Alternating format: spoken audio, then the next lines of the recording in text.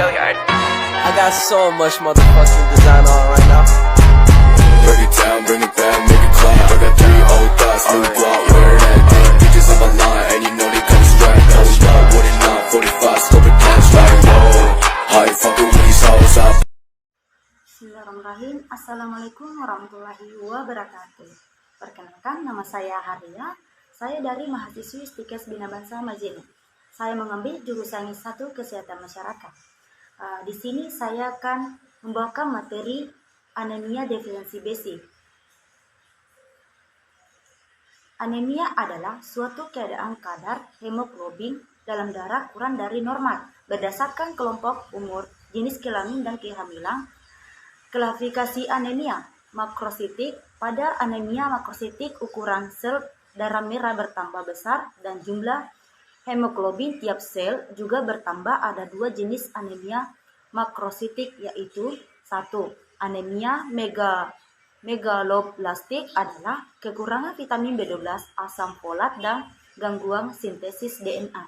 Nomor 2. Anemia non megaloblastik adalah eritroplasis yang dipercepat dan peningkatan luas permukaan membran. Nomor 2. Mikrostik, mengecilnya ukuran sel darah merah yang disebabkan oleh defisiensi besi, gangguan sintesis globin, porfirin, dan HMS, serta gangguan metabolisme besi lainnya. Nomor 3. Normositik. Pada anemia normositik, ukuran sel darah merah tidak berubah. Ini disebabkan kehilangan darah yang parah, meningkatnya volume plasma secara berlebihan, penyakit-penyakit hemolitik, gangguan endokrin, ginjal, dan hati. Anemia defisiensi besi. Anemia defisiensi besi adalah anemia yang terjadi akibat kekurangan zat besi dalam darah. Artinya, konsentrasi hemoglobin dalam darah berkurang karena terganggunya pembentukan sel-sel dalam merah akibat kurangnya kadar zat besi dalam darah. Patofisiologi anemia. Zat besi diperlukan untuk hemolisis, pembentukan darah, dan juga diperlukan oleh berbagai enzim sebagai faktor penggiat. Etiologi anemia defisiensi besi. Penyebab anemia defisiensi besi adalah 1. Asupan zat besi. Rendahnya asupan zat besi sering terjadi pada orang-orang yang mengkonsumsi bahan makanan yang kurang beragam dengan menu makanan yang terdiri dari nasi, kacang-kacangan, dan sedikit daging, unggas, ikan yang merupakan sumber zat besi. 2. Penyerapan zat besi. Diet yang kaya zat besi tidaklah menjamin ketersediaan zat besi dalam tubuh karena banyaknya zat besi yang diserap sangat tergantung dari jenis zat besi dan bahan makanan yang dapat menghambat dan meningkatkan penyerapan besi. Nomor 3. Kebutuhan meningkat. Kebutuhan akan zat besi akan meningkat pada masa pertumbuhan seperti pada bayi, anak-anak, remaja, kehamilan, dan menyusui. Kebutuhan zat besi juga meningkat pada kasus pendarahan kronis yang disebabkan oleh parasit. Keempat, kehilangan zat besi.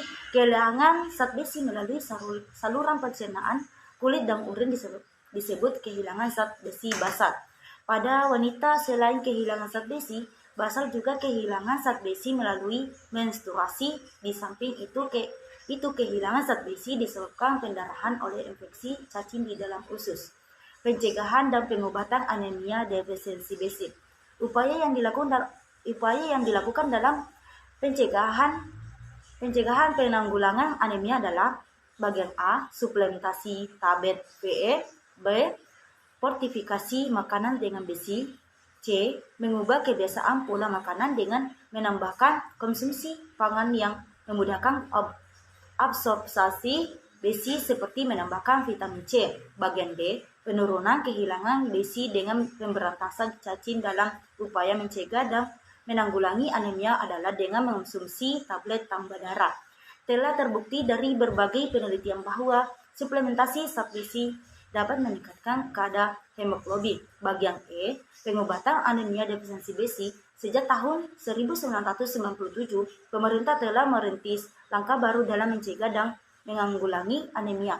Salah satu pilihannya adalah mengonsumsi tablet tambah darah. Telah terbukti dari berbagai penelitian bahwa suplemen zat besi dapat meningkatkan hemoglobin.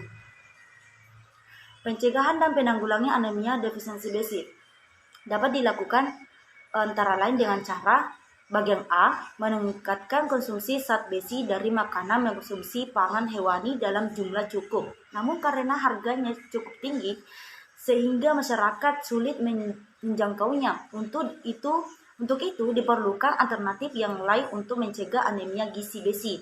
Memakan beraneka ragam makanan yang memiliki zat gizi saling melengkapi, termasuk vitamin yang dapat meningkatkan penyerapan zat besi seperti vitamin C. Peningkatan konsumsi vitamin C sebanyak 25-50, 100 dan 250 gram dapat meningkatkan penyerapan zat besi sebesar 2,3, 4, dan 5 kali. Buah-buahan segar dan sayuran sumber vitamin C, namun dalam proses pemasakan 50-80% vitamin C akan rusak, mengurangi konsumsi makanan yang bisa menghambat penyerapan zat besi seperti fitat, fosfat, tanin.